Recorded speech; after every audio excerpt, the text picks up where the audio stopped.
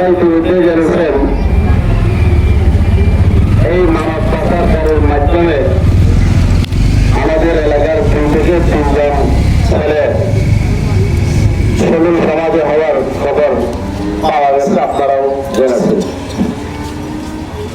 এদের পিছনে আসলে যারা জড়িত, এরকম এত বড় নির্মম নিষ্ঠুর কাজ হওয়া সেটা মোটেও উচিত নয়। যে ছেলেগুলো সম্পর্কে আমরা জেনেছি, বিশেষ করে মকসুদ আমাদের সবার জানা, তার যে ব্যবহার, তার যে চলন চলন, তার যে চাল চলন আচরণ, অধিকাংশ আত্মীয় স্বজনকে কিন্তু সে বাবা, আব্বা, মামা এভাবেই ডাকতেন, অধিকাংশ আত্মীয় স্বজনদের। তো যাই হোক, তার এখন 2টা শিশু সন্তান আছে, তাদের অবস্থা কি হবে সেটা আল্লাহ জানেন। আমি বিশেষ করে যুব সমাজ, এই মানব পাচারকারী, মাদক কারবারি, আপনার মোবাইল জোয়ায় আসক্ত, এমনি সাধারণ জোয়াতে অভ্যস্ত, এগুলো হয় থেকে, এগুলো উৎপত্তিটা কোথায়? এগুলো আমাদের পরিবার থেকেই উৎপত্তি, আমাদের সমাজ থেকেই উৎপত্তি। আমি সম্মানিত অভিভাবক যারা আছেন, আপনাদের একটু অনুরোধ করব, একজন শিশু জন্মগ্রহণ করে সে শিশু হয়ে তারপরে সে যৌবনে পদার্পণ করে, তারপরে সে বার্ধক্যে চলে যায়। একজন শিশু 10 থেকে 12 বছরে পা দেওয়ার সময় আপনাকে সবচেয়ে বেশি সচেতন হতে হবে। আপনার ছেলেটা কোন পথে, কোন রাস্তায়, কোন ছেলে পুলিশ সাথে চলাফেরা করছে সেটা আপনাকে বুঝতে হবে, দেখতে হবে। মোবাইল যাওয়ার যে বিষয়টা সমাজের রন্ধ্রে রন্ধ্রে, এটা সবাই যুব সমাজ সারাদিন কাজ করে 500 টাকা 800 টাকা পায়, ওইখান থেকে মোবাইলে টাকা ঢোকায়। আরে ভাই, আপনার মা বাবা আছে, আপনার যারা বিবাহিত ওখানে তাদের সন্তান সন্ততি আছে, তাদের হক গুলো এভাবে নষ্ট করতেছেন কেন?